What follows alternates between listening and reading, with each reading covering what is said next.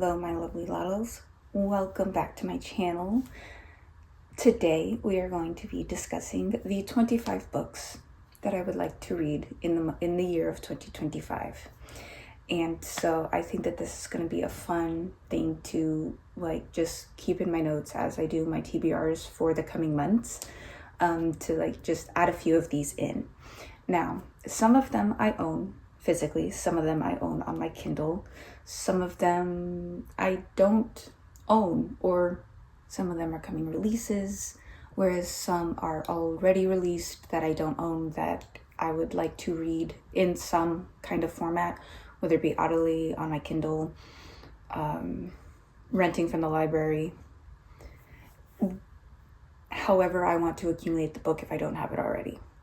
And so I think this is super fun. Of course, not all of these books are on my current TBR, because there are some books that are on my TBR that I don't have. It's not that I don't have as much interest in them, but it's there are some other things that are interesting me a little more right now.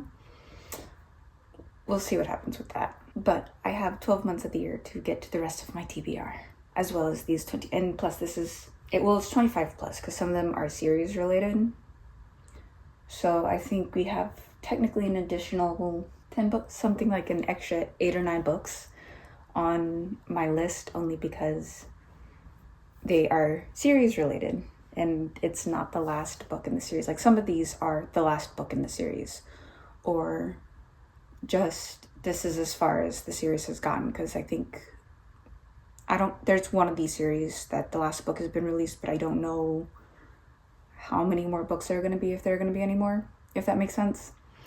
So it's 25, but then we've got an extra number of books due to series, because I didn't want to put series books separately. I'd rather just put them all together and talk about the series as one book, if that makes sense. So up first, we have the Throne of Glass series. Throne of Glass is 7 books long, and then Assassin's Blade is a collection of novellas, making book 8. There are different ways that Assassin's Blade can be read. It can be read before the series, or I believe it can be read as number 3 or 4. I don't remember. But they're kind of like a collection of prequel stories on our main character. I'm trying to figure out, is it Selena or Selena? I'm trying to remember how my audiobook called it in Assassin's Blade. It's Selena Sardathi is our main character, and Assassin's Blade is actually a collection of stories, and I believe that they're prequels for Selena. I feel so bad that I don't know how to pronounce this name. If you know how it's pronounced, if you could do it phonetically for me down in the comments, that would be of great help to me for when I read the series. How do you guys pronounce her name? So, I have already read Assassin's Blade. I read it first, and I read it actually a number of months ago, but it's part of me didn't, I felt like if I got into Throne of Glass, I was going to have to get into Throne of Glass because it's such a chunky collection, and I feel like you just kind of have to be ready for it, because of all it's going to entail. I don't know anything of what it's about, which is fantastic. I'm pretty much going into Throne of Glass blind, as popular as it is. I have no spoilers, which is fantastic. But I do have the first book on my January TBR, and hope to get at least through the entire series in the year of 2025. Part of me doesn't want to binge the series. Typically, I don't binge a series unless it's a reread, and even then, sometimes it depends. But with Throne of Glass, just because of all of the time commitment to reading Throne of Glass as well, it's kind of I also want to make sure that I touch the rest of my TBR, So we'll see how quickly I get through the series, but the goal is to read the entire series by the end of 2025. Up next, we have Onyx Storm by Rebecca Yarros. This is the 3rd installment of the Empyrean series, starting with Fourth Wing, and then Iron Flame is book 2, and then now we are coming out with book 3 of Onyx Storm.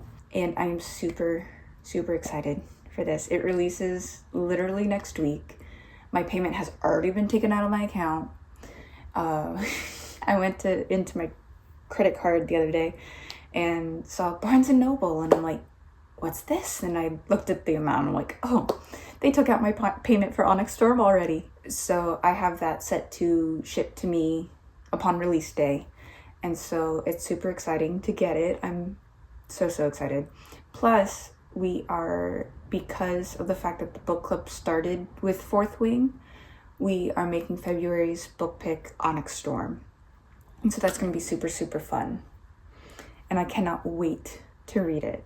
In the next spot, number 3, we have and I realize I'm saying these numbers, but in honesty, like, this is not in any particular order whatsoever. It's just how they came to my brain with the help of Goodreads and my Kindle and my Amazon list of books that I want to read is how this list accumulated, but they were put in no specific order.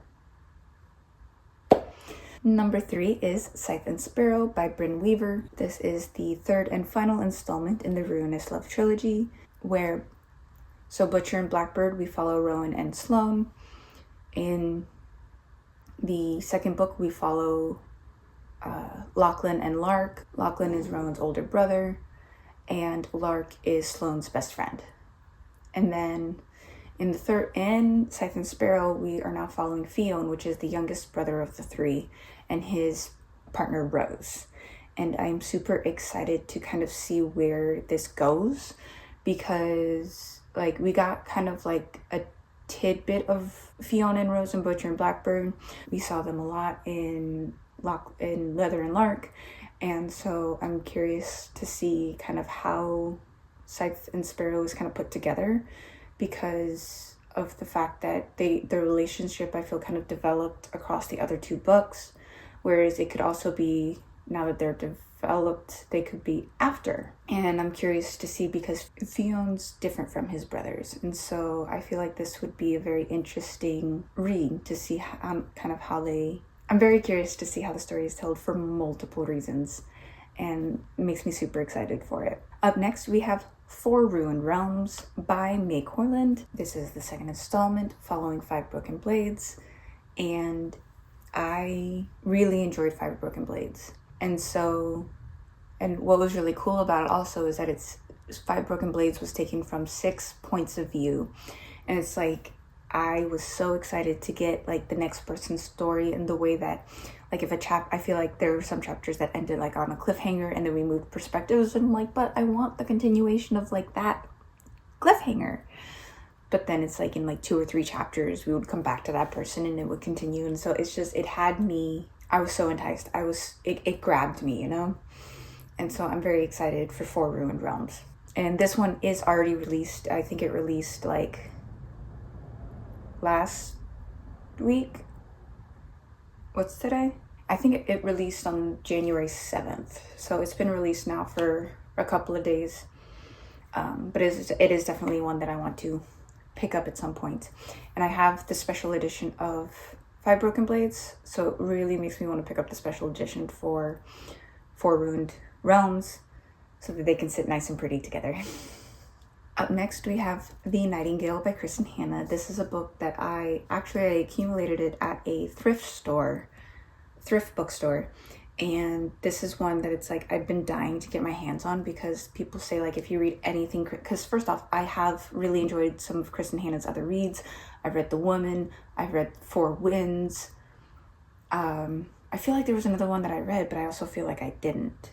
Like I've almost lost track of what I haven't read. I know I read those 2 though, and absolutely loved it. I'm not much for historical fiction, especially like, because I got nervous with The Four Winds, because it's like Great Depression, 1920 times, and that stuff always seems to bore me if I read stuff. But there was something about the way that Kristin Hannah did it that I very much enjoyed the story. And the women had me on the edge of my seat, taking place in the Vietnam War. And so it's like Kristin Hannah's got me into historical fiction. And so Nightingale takes place in 1939 in France. And it's about 2 sisters. One's older, one's younger. There's like a good age gap between the sisters. And so it's 1939. our older sister, her husband goes to the front to fight, because we're also in France, and so they're beginning their fight against the Nazis for World War II, and she goes through this difficult time trying to take care of her family.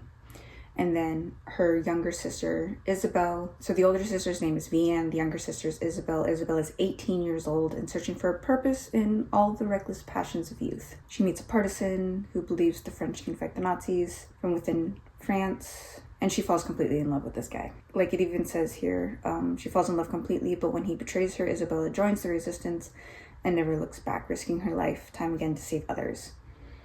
And so we're kind of getting this parallel between the two sisters, the older and the younger sister, and pretty much figuring out how they go about surviving and taking care of themselves through the war. And so I did actually, this was on my TBR, my monthly TBR a couple of months ago, and I think I only read like 5 chapters and then put it down and got distracted by something else. But I really wanted to pick it up again and give it a good go, because they say, like, I feel like The Nightingale has become such a classic for readers of my generation that it's like, I read the author, I know I like the author, I'm bound to like this. I think I just got distracted the other time, but I'm super excited to pick this one up. Up next, we have Quicksilver by Callie Hart. I recently accumulated this on my Kindle, and it looked super, super interesting, and so I finally picked it up, and I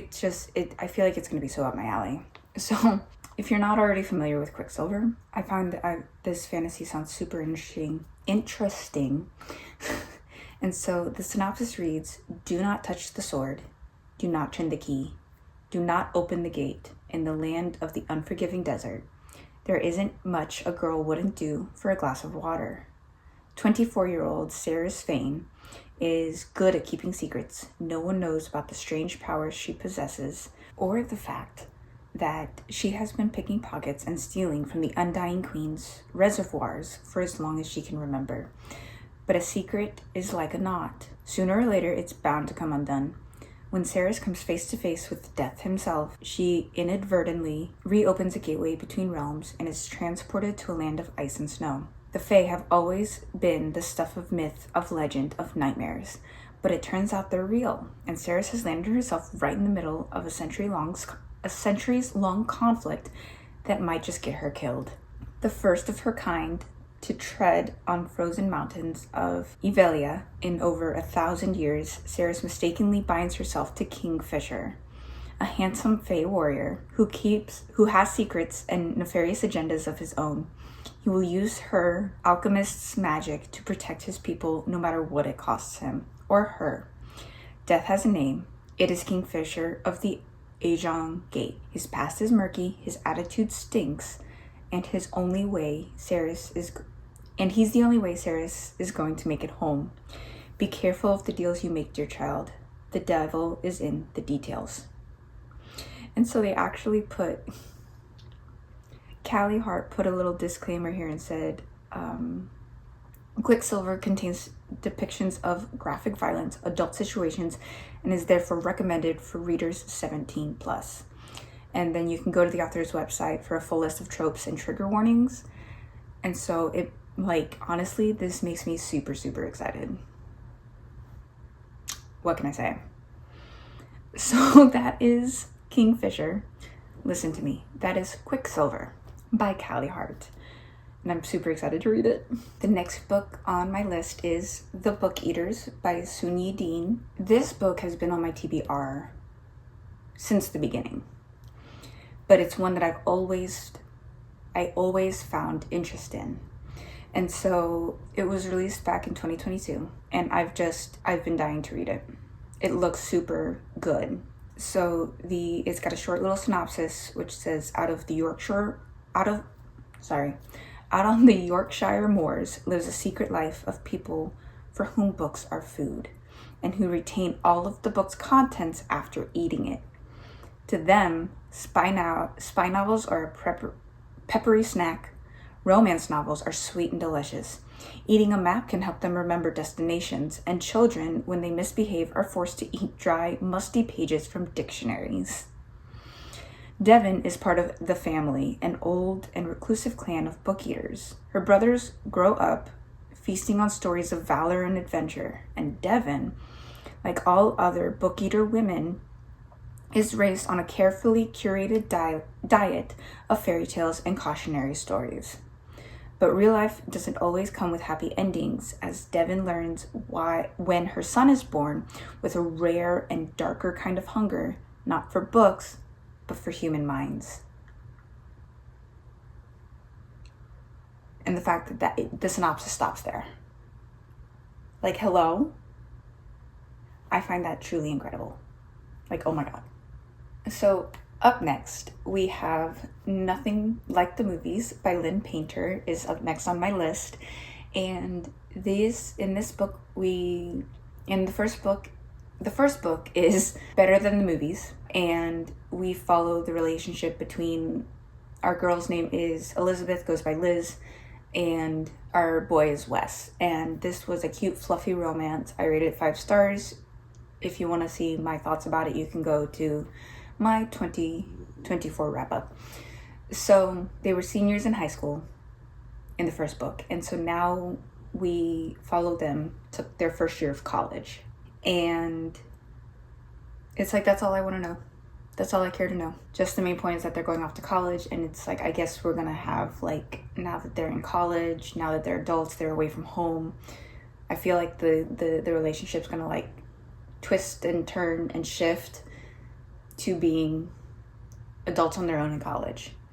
So I'm very curious to see how this one goes.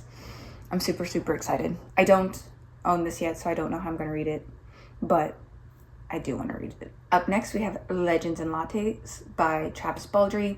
This is one of 2 books in this series, I guess, because this was followed by Bookshops and Bone Dust, which is a prequel.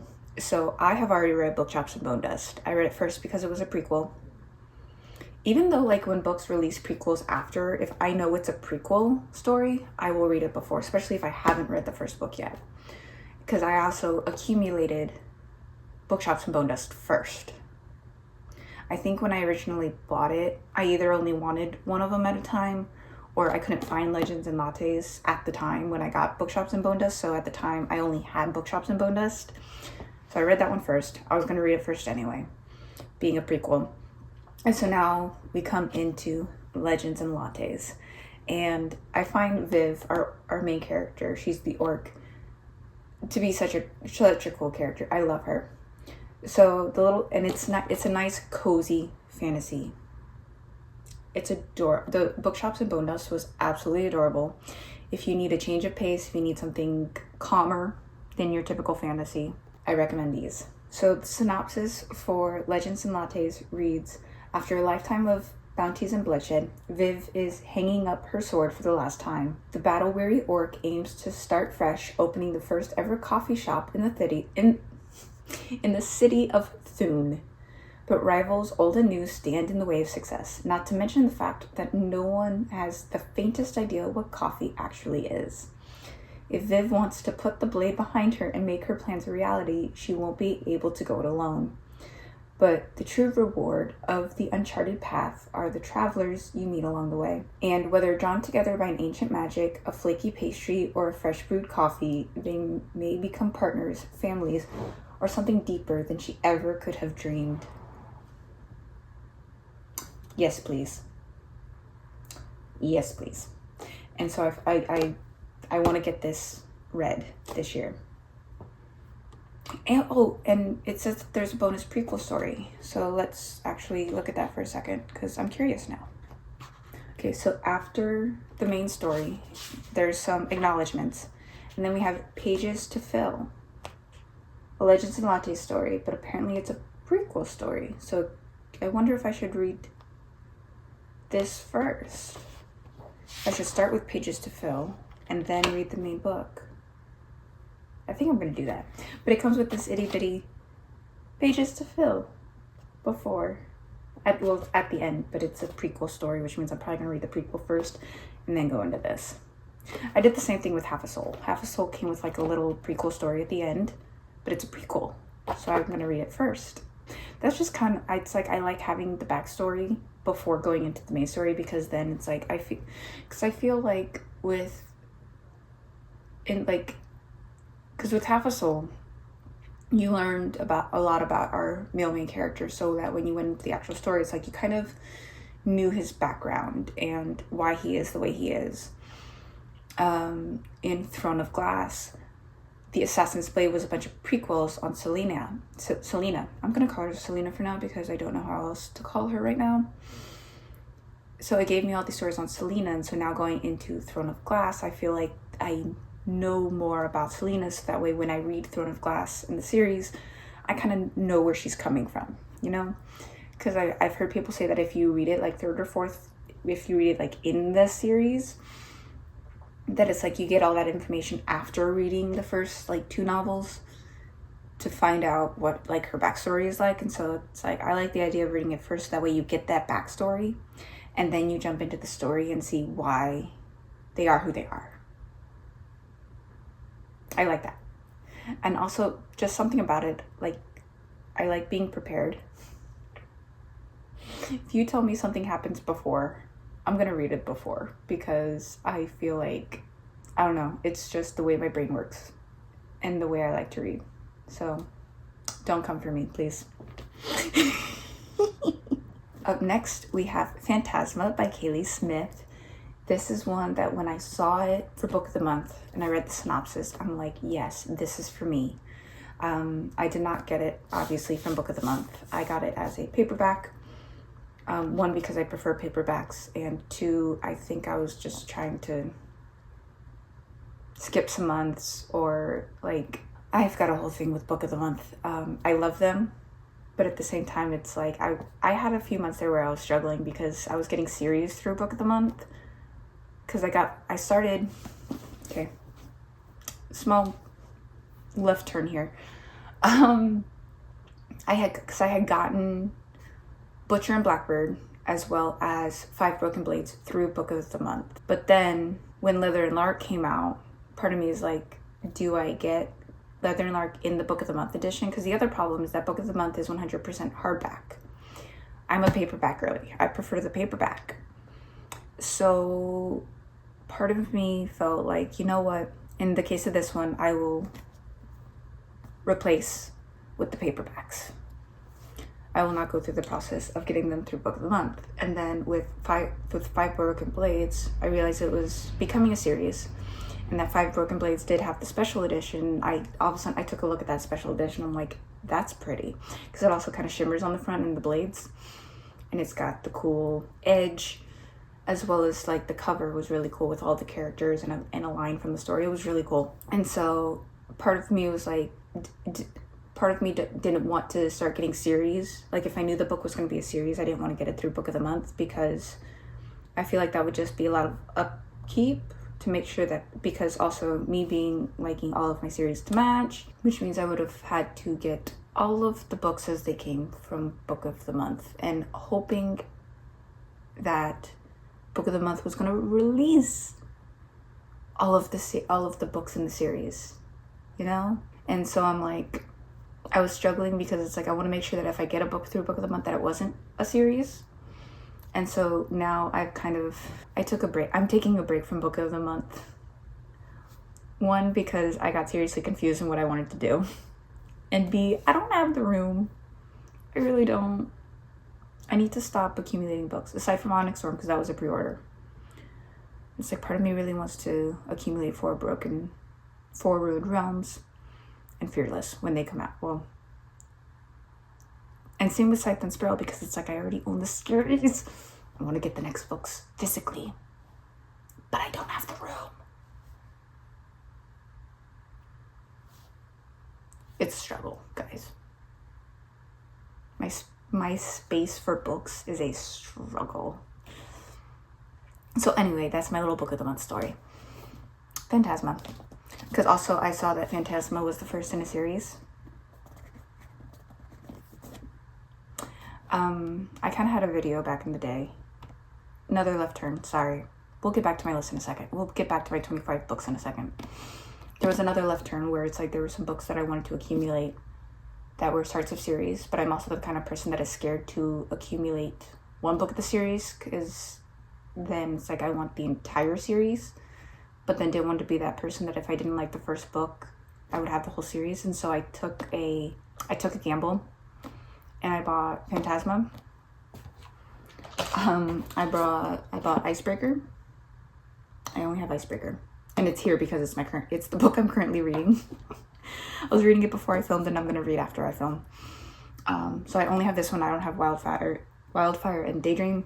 And then I also bought Binding 13, but I only have Binding 13. I don't have the rest, but I also feel like I'm going to enjoy these books, but then it's like, but then I'm gonna want to accumulate the rest of the series. And the things with Binding 13, that Boys of Tommen series has become increasingly long. I think we're on book 5 now. So it's Binding and Keeping 13, and then there's 2 6s, and now there's a 7. Taming 7. I don't remember what the words were off the top of my head, but I know the first books are Binding 13 and Keeping 13. And then there's 2 books that say that it's something 6. And then there's now a 5th book that is something 7. And I can only assume, based on the pattern, that there's going to be another 7, making 6 books. I really hope that this doesn't become a problem. But the good thing about TBR is that it never ends. The TBR never ends. And there are multiple ways to read books. So even though I am running out of room for physical books, there's the library. There's Libby. There are ways I can read the books without physically owning them. So all of these books that I don't physically own, I may be just renting from the library because I don't have the room to hold them, but I want to read them. So they're going to be rented from the library. Use your local library, guys. Honestly, it's a lot of fun. But as much as I want to rent stuff and then keep the book, at least with the library, it's free to borrow. You give it back. But now you've read it. Just make sure you have a library card. So, back to my 25 books. Thank you for going with me on my 2 little left turns of stories. So Phantasma by Kaylee Smith. It's like, in all honesty, what also drew me to this book is the cover. It's one of those, like, when you ask the question, a book you bought just purely for the cover. This one, Phantasma. But what's really cool is that they say that it's kind of like a combo between the Caraval series by Stephanie Garber and Throne of the Fallen by Kerri Maniscalco. And Throne of the Fallen is a sequel series to Kingdom of the Wicked. Now, I have read the first book of Kingdom of the Wicked. Again, my review for that is in my 2024 because I rated it 5 stars. Highly recommend. But it's a mix of that, and I knew I was going to love Kingdom of the Wicked. And I loved Caraval. And so I'm like, yes, please. So, if you have not read Phantasma yet, the synopsis read, Phantasma only has 2 rules. Stay alive and don't fall in love. When Ophelia discovers her mother brutally murdered, there is no time to grieve. She has inherited the family's fearsome magic and enormous debt. Circumstances go from dire to deadly, however, when Ophelia's sister decides to pay off the loan by entering Phantasma, a competition where contestants rarely escape alive, and the victor is granted a single wish. The only way for Ophelia to save her sister is to win, but Phantasma is a cursed manor full of twisting corridors and lavish ballrooms, staffed by enticing demons and fatal temptations. And Ophelia must conquer all 9 floors to succeed, for fears don't overtake her first. When a charming, arrogant stranger claims he can help, Ophelia knows better than to trust him. But with her sister's life on the line, Ophelia can't afford to turn him away. She'll just need to ignore the overwhelming, dark attraction drawing them closer and closer together. Because in Phantasma, the only thing deadlier than losing the game is losing your heart. Hello. Yes, please. The other one is that it's a chonker. So part of me also has a small fear going into this book because it's a chonker, but at the same time, I feel like I'm really going to enjoy this. But it's like with the chonkers, I feel like it's just going to take me more time to read it. I'm super excited for this, guys, if you can't tell. I'm excited for all this. Are you kidding me? So up next is Of Ash and Iron by Eliza Raine. This is releasing on February 2nd. And so I have read the other 2 books in the series. I have come to love Eliza Raine's writing. I've read her Shadowbound Queen series, which I now actually own, because honestly, I would love to do a reread of that one day. It was really good. It was a 4-book series.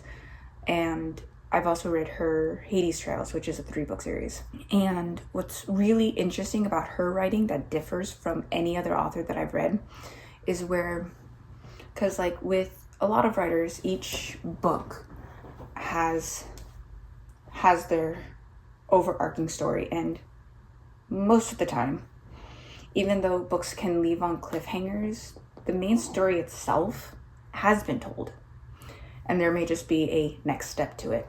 In Eliza's case, it's one huge story across all of her books. One massive story across all of her books. And honestly, for me, it's like, because of that setup, it makes the entire series such a quick read and such a fun read. Because also it's like all of a sudden, it's like you're finally ramping up for the next thing, and next thing you know, there's the end of the book, and it's like, what?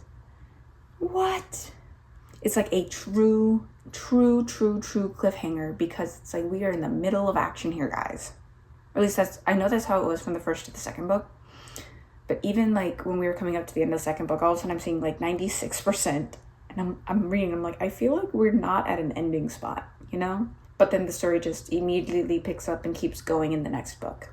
And so this is going to be the last installment, which I believe, if I recall, is going to be more of a chonker. It's going to be a longer book because I actually signed up for Eliza's newsletter, so I'll get her email every so often, so I'll get updates on Of Ash and Iron. And I'm looking down here because I've got my iPad down here with the details.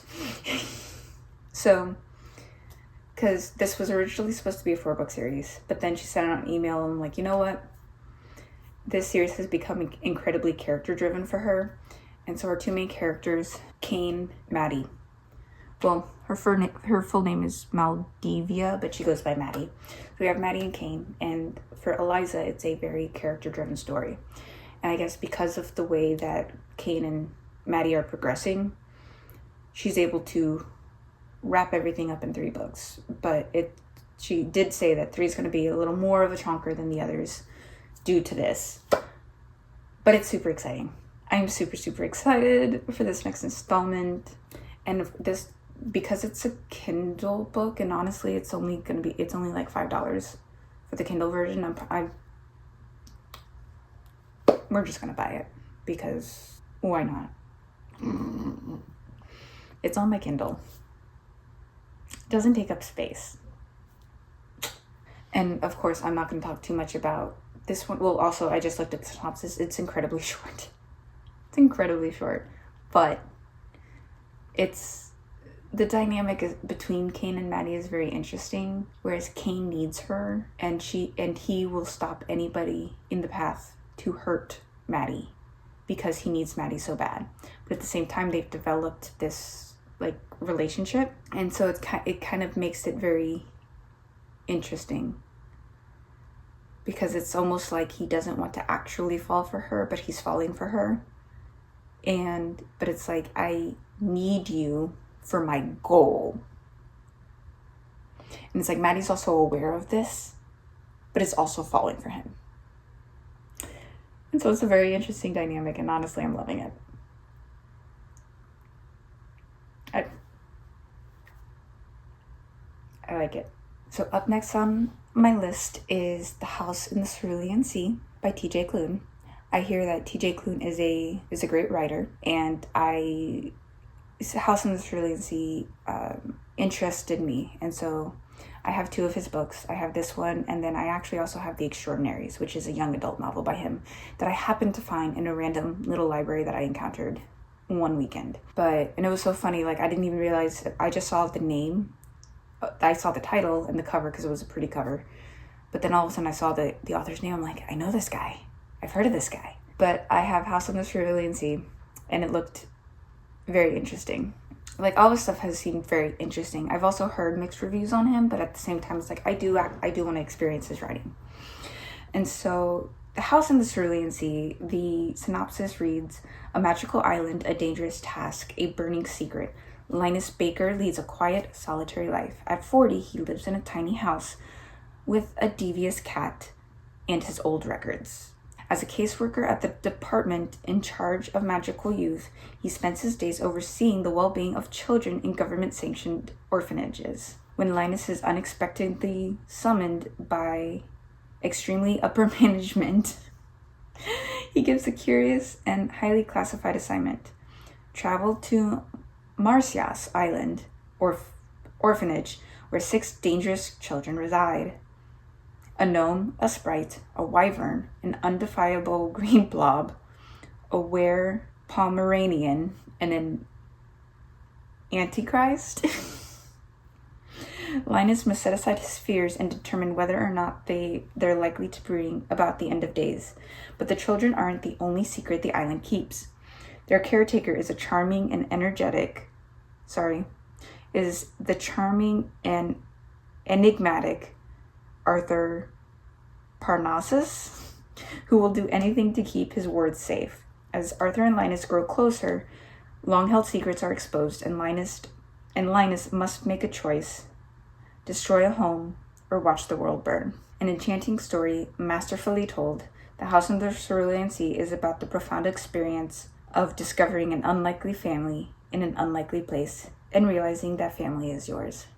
That sounds incredible. So it's also the first in the series. I've heard that there is a sequel to this. Somewhere Beyond the Sea is the sequel. The sequel released back in September. But I own the first one, and I'm very excited to read it. Up next is The Inheritance Games by Jennifer Lynn Barnes. I feel like I don't have to talk too much on this one. I want to read The Inheritance Games, and I have picked it up, but I was renting it, and I got distracted because also when I started reading it, it was not on my TBR, and it was rented, so I just let it go and picked up the rest of my TBR. But I want to get back to the first one and eventually get through the series. So, yeah, I'm super excited to read The Inheritance Games, but a little backstory, I guess. So, our main character, drawing a blank on her name right now, but that's okay, gets a letter in the mail. She lives with her older sister. Her older sister is like the guardian of the home. I think their mother passed a little while back, but they get a letter in the mail saying that this younger sister this man has died, and she gets the inheritance. She gets the estate. She gets everything. She doesn't know who this guy is. She is not related to him by any means. And so then we come, and she's now interacting with his family, and he's got 4 grandsons that were supposed to be in line for this inheritance and his belongings and his estate and all that. The plan was, and also like between his kid, I think it's 2 or 3 kids and 4 grandsons, something like that. And so she's now having to interact with all of his family to figure out why did she earn the inheritance and none of the actual family did. So as far as I don't think we finally figured out why, but obviously the inheritance games, by the time I stopped, they were kind of introducing the fact that there were going to be like games and trials involved. But then I stopped there because I needed to get back to my TBR. So I'm excited to pick this back up again and continue the series as well. All 3 books. And then, because there's 3 books in the main series, and then we go into there's a sequel series that comes after, which we'll see if I decide to read that later on.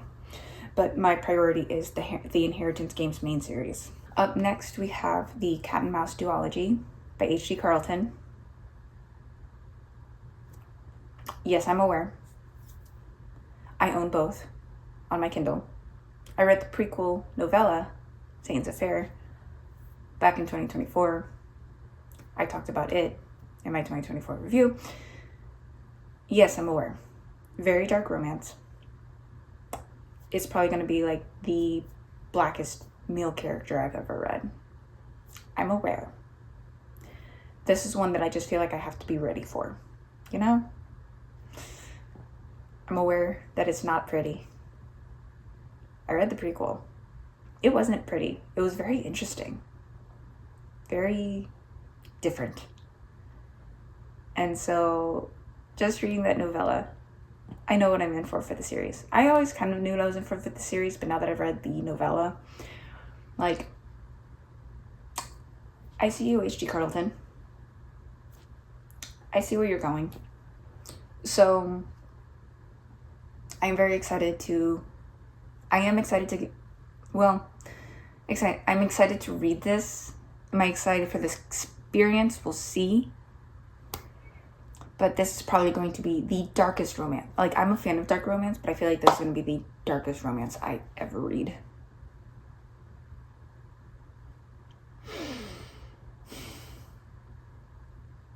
I'm going to leave it there. I'm just going to leave that there. Up next, we have The Spellshop by Sarah Beth Durst. This looked super, super cute. And what's so funny is that I found it in a store.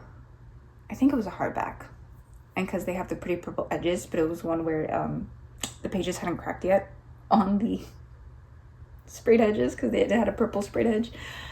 And I went and bent the pages and it did that of the paint cracking on I'm like, it bugged me. Like, there's some people that like that sound. I don't like that sound. I don't like the sound of the paint crunching pages. I just don't. There's something about it that's very cringy for me. But the story itself sounded really cute. And they're actually, because it had to have been a hardcover because I was just looking on Amazon. The paperback doesn't come out until June 3rd, the paperback releases. But also, like I said, it sounded really cute. The synopsis reads, Keela has always had trouble dealing with people.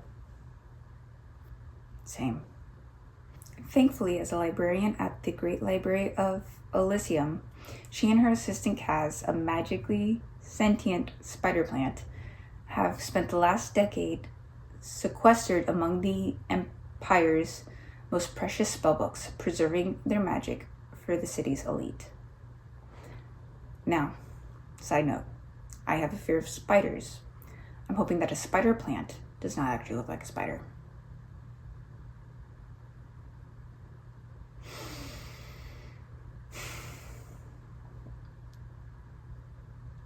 I'll have to see on that one. Anyway, to continue. Sorry, side note. My brain.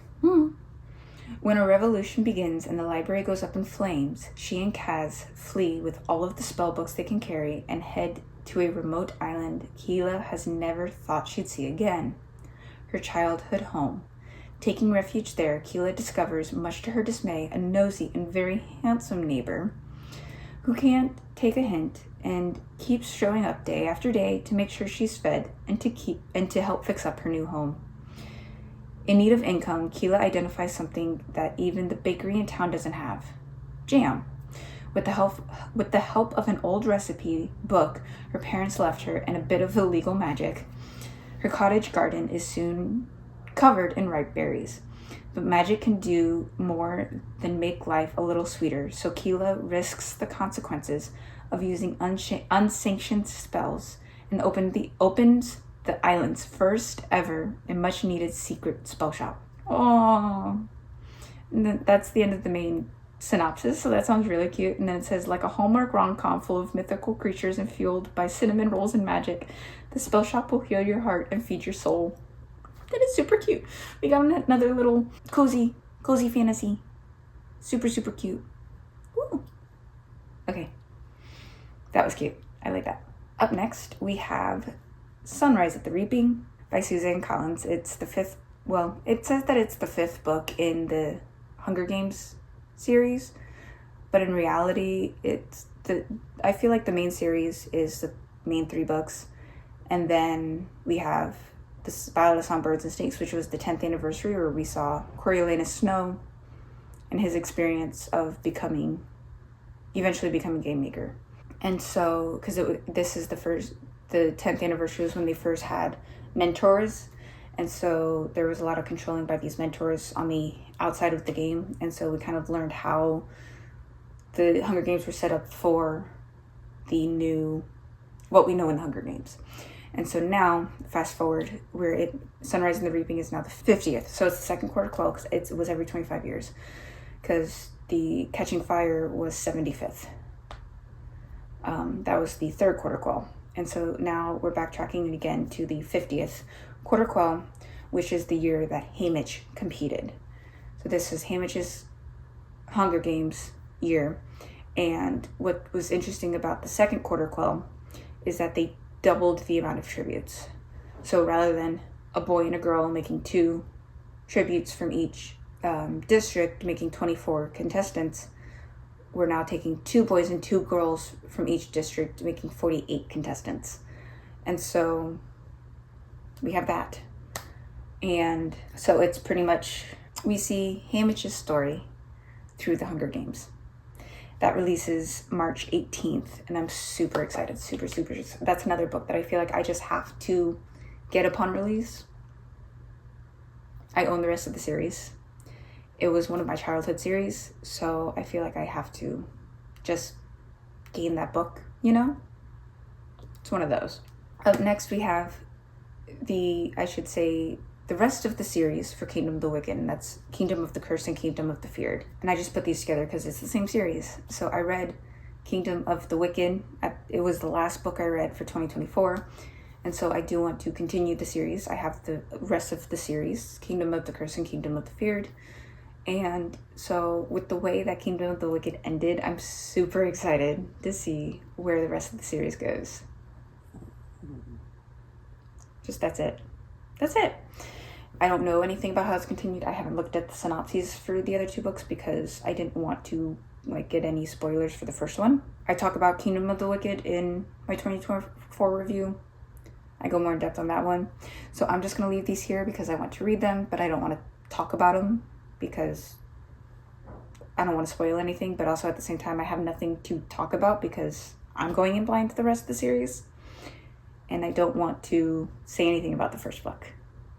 If you haven't read it, I recommend reading it. I loved it. So that's that. Up next, we have Archer's Voice by Mia Sheridan. I do own it. I am scared to read it. It is a romance, but I hear that it's a sad romance, and this is a book that I feel is going to make me cry. I feel like it's a book that's going to make me cry. And so I'm scared to read it. But I also hear that it is extremely good. But I'm scared to read it. But I want to face that fear and read the book this year at some point because I've heard nothing about good things other than the fact that it's a sad book and will make you cry. It is a very good book. So yeah, we'll get there. Next we have The Jasad Crown by Sarah Hashem. This is the second installment. I think it's just a duology. So it's the sequel to The Jasad Heir, which I read and enjoyed. The Jasad Heir took me a little while to read, but I did enjoy it. And so I think I rated it like a 3-star. But just based off of The Jasad Heir, it made me very excited for the second book. I'm very curious about the second book, and so I would like to read the second book. Now, The Jasad Crown releases on July 15th. So that is a book that I will get to eventually when it releases. Because I also wanted to make sure that it's there are some releases that are coming out in the next year in 2025 that I would like to read in 2025. So this one won't release until July, but it is the second in a duology. And so I'm very curious and very excited for this one. Up next, we have Hexed by Emily McIntyre. This is the 6th installment in her I believe that it's called the Never After series. It's dark romances where it's the villain gets the relationship. I have read the entire series up to Hexed. I've read Hooked. It's Hooked, Scarred, Wretched, Twisted. Am I missing a book, or is it just my imagination? Twisted. So no, I said Twisted. I got it confused with Crossed. So it's Hooked, Scarred, Wretched, Twisted, Crossed, and now we have Hexed. I read Hooked, Wretched, and Scarred on Kindle Unlimited back when I had it. I don't have it anymore, but I read those when it was on Kindle Unlimited. It looks like I also read Twisted. So I read the first 4 books on Kindle Unlimited. I borrowed Crossed from the library, I think, to read it, because by the time that I read Crossed, did I read Crossed? I think I've read Crossed. Good gracious. Now I gotta look at my GoodNotes. Goodreads. I always get those confused. According to Goodreads, I haven't read it. Maybe I need to read Crossed before I read Hexed. Yeah, because I think the book I'm thinking about is Twisted. Okay, so guess we've added another to the list. Crossed, and then Hexed by Emily McIntyre. Well, I've added another book to my 2025 list because apparently I haven't read Crossed. And I totally forgot that I haven't read Crossed. So we're going to be reading Crossed and then Hexed. But I'm super excited. I loved, and Hexed is Crossed. Okay, so if you don't know the series, so her Never After series is a dark romance series. They're all standalones, but it's a dark romance where the villain gets the relationship. And I say that because I think up until this point it has been guys, but with Hexed it's the girl because it's Ursula. So anyway, in Hooked, it's Peter Pan, and our guy is James, who is essentially Captain Hook, and we have Wendy. And then next is Scarred, where we have Tristan Fossa, because Scarred is a Lion King retelling. And we have Prince Tristan Fossa, who is our Scar. We have Michael is supposed to be Mufasa. And so Michael's in line for the throne.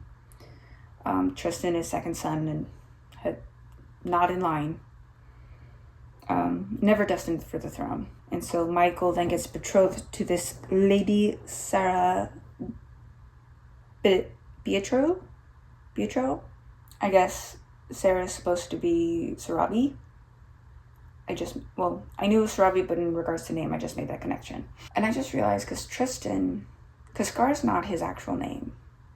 Scar's actual name is Taka, I believe.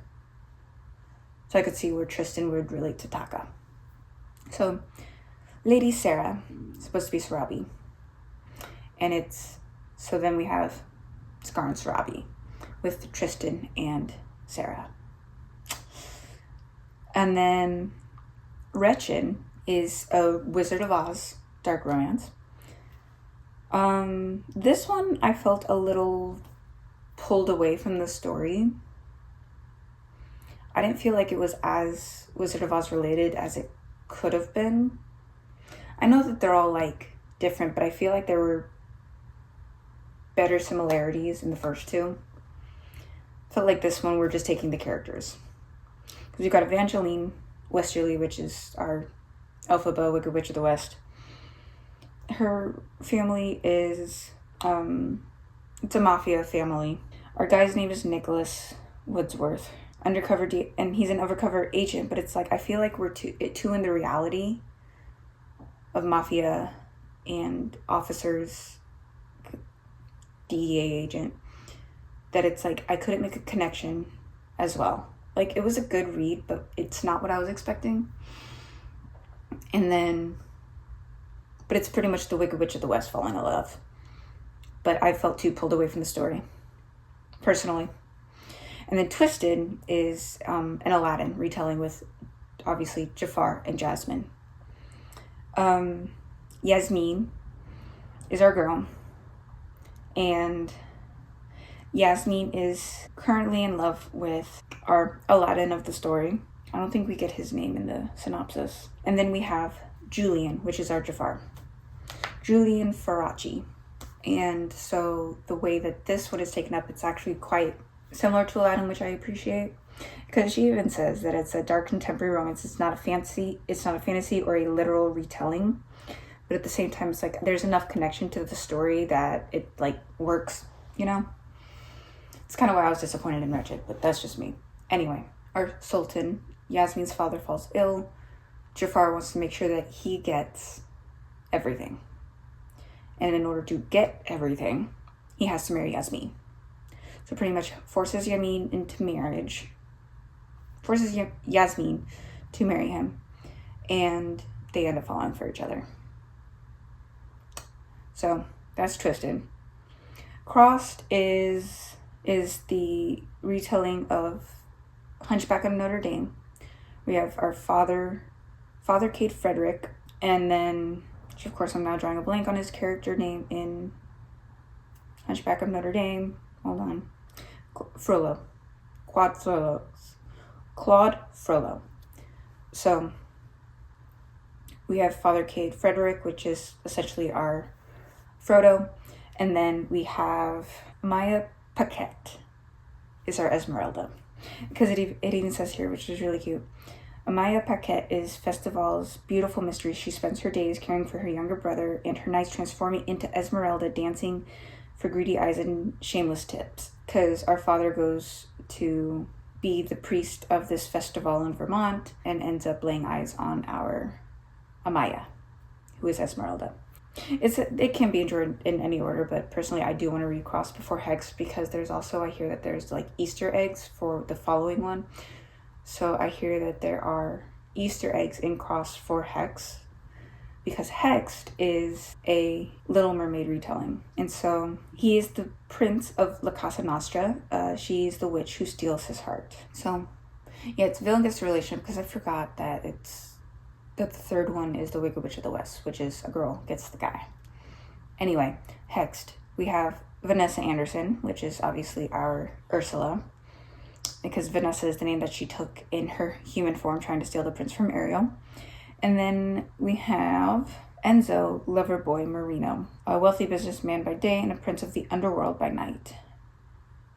I wonder if it's supposed to be a Prince Eric in a way.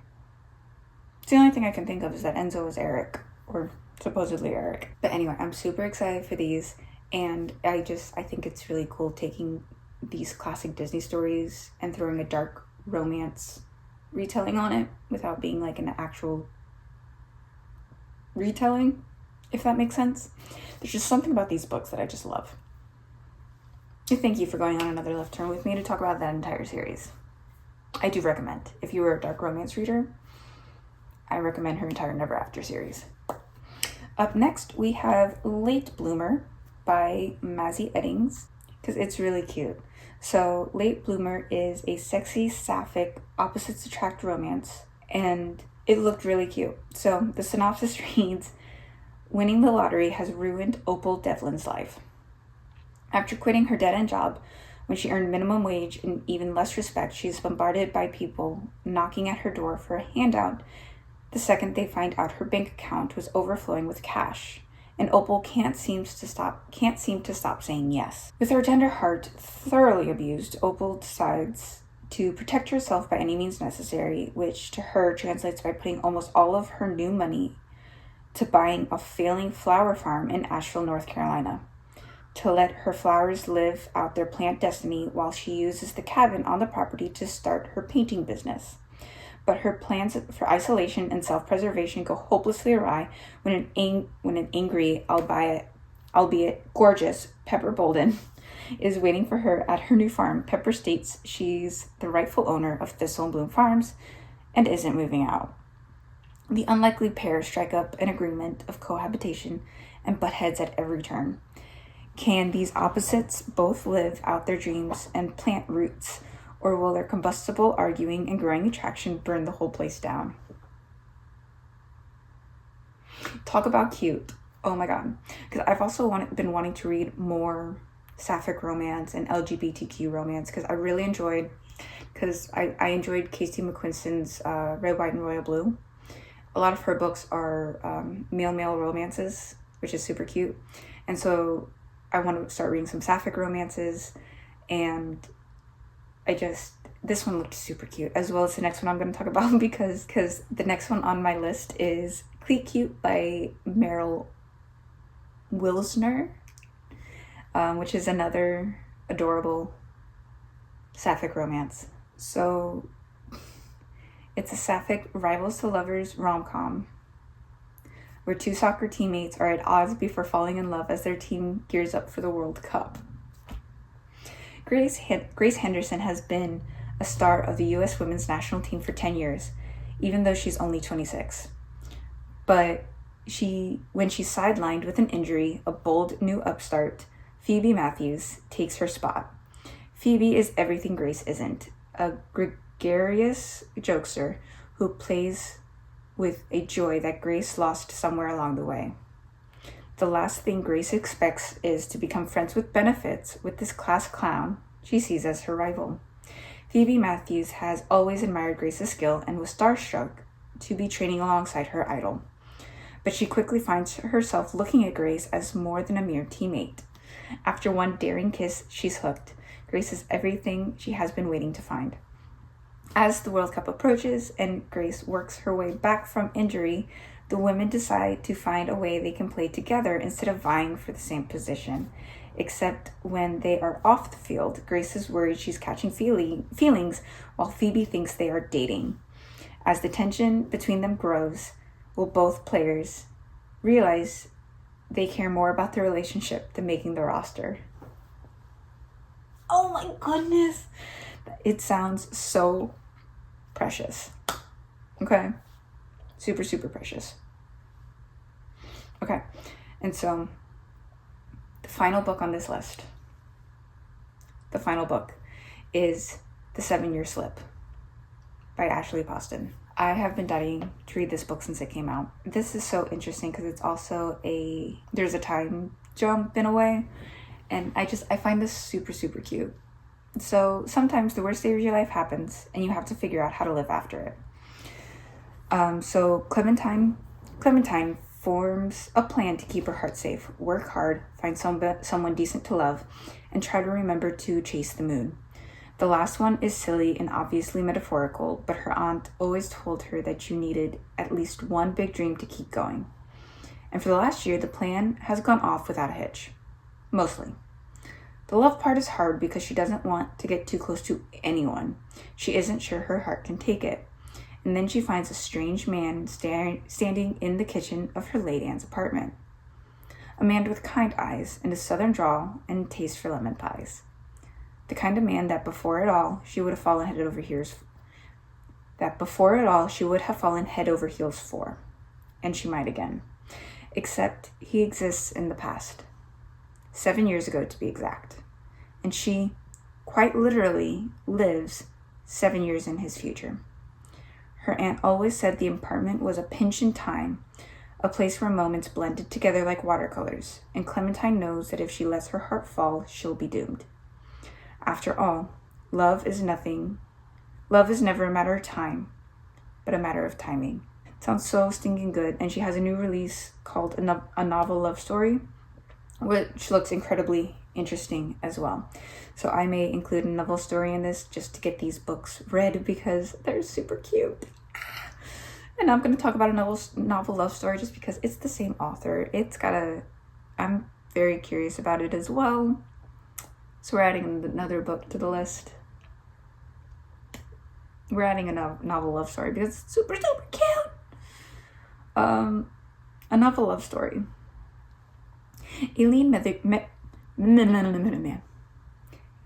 Eileen Merriweather loves to get lost in good happily ever after. Who doesn't? The fictional kind, anyway. Who doesn't? Because at least imaginary men don't leave you at the altar. She feels safe in a book at home, which might be why she's so set on going to her annual book club retreat this year. She needs good friends, cheap wine, and grand romantic gestures, no matter what. But when her car unexpectedly breaks down on the way, she finds herself stranded in a quaint town and feels like it's right out of a novel. Because it is. This place can't be real, and yet she's here in Aloriton, the town of her favorite romance series, where the candy store's honey taffy is always sweet, the local bar's burgers are always a little burnt, and rain always comes in the afternoon. It feels like home. It's perfect and perfectly frozen, trapped in the late author's last unfinished story. Elsie is sure that that's why she must be here, to help bring the town to its storybook ending. Except there's a character in Aloriton that she can't place. A grumpy bookstore owner with mint green eyes and an irritatingly sexy mouth and impeccable taste in novels. And he does not want her finishing this book. Which is a problem because Elsie is beginning to think the town's happily ever after might just be entwined with her own. It sounds so cute. Oh my god. I want to read it. Okay, so before I get down any more rabbit holes about books, and so that, guys, is my 25 plus books that I want to read in 2025. I know that became a lot more than 25, but you know what? We're here for it. I'm here for it. The whole thing is that the TBR grows, and that's okay. I do have a reading goal this year to read 75 books. Now, I did meet it last year by reading 90, but I didn't want to expand to 100 only because my goal last year was only 50. And of course I passed it with flying colors, but I didn't want to put an unrealistic goal on myself because I read 90 last year. I know I can at least read 75, which is why I set it as my goal, because I don't want to force myself to read because I have a goal to meet. I want to read because it's fun. If I set a goal, it's because I know that I can meet it, but it's not going to be super, super easy to keeping my 50 goal. I feel like 75 is a good number for me. And so that's what we're going to do. Because I want to enjoy my reading. Because I don't care how many books I read. I just care that I read. And that's what I love about the book club the booktube community, is that anything can be read. As little or as much can be read. It's I know booktubers that have read less books than I did last year, who make their living off of booktube. So I know that it's not, I don't want to be unrealistic with myself. That and the fact that I do have a full-time job that I have to read around. I want to be able to sit and enjoy my books and then be able to share these experiences with you guys. It has been an absolute joy, and I want to continue to do so. And so, thank you for joining me on this 25 books in 2025. I'm excited to get started on this list. Let me know down in the comments. First off, again, if you know the pronunciation of Selena's name, Selena Soldathine from Throne of Glass, I would love a phonetic in the comments to know how to pronounce her name. And two, what are you guys excited to read in 2025? What are some books that you're looking forward to? The books that I've spoken of, have any of the books that I've talked about caught your mind that you now want to read? I always love seeing other people's lists of books that they've read or want to read and see if they pique my interest. Because that the other thing about the booktube community that I love is just the recommendations that we get from other booktubers that we watch. So I know I have gotten a number of recommendations from just watching booktube. So once again, thank you all for joining. Please drink your water, eat your food, enjoy life, love yourself, take care of yourself. Your mental health is important. I read because it is a hobby that I enjoy and it improves my mental health, I find. But your mental health is important. Put yourself first. And if you have not already, please like the video, leave a comment if you'd like, subscribe if you haven't already, and ring the bell if you would like notifications for any time I post a video. I have been enjoying doing these little sit-down videos, and so I want to do some more of them. If you have any recommendations, please leave them down in the comments. I want input. And I love collaborating with fellow booktubers and getting recommendations and seeing what they're talking about. I love talking about what I like to talk about. So yeah, long-winded way to say thank you, welcome, and take care of yourself. Love you guys. I will see you guys in the next video.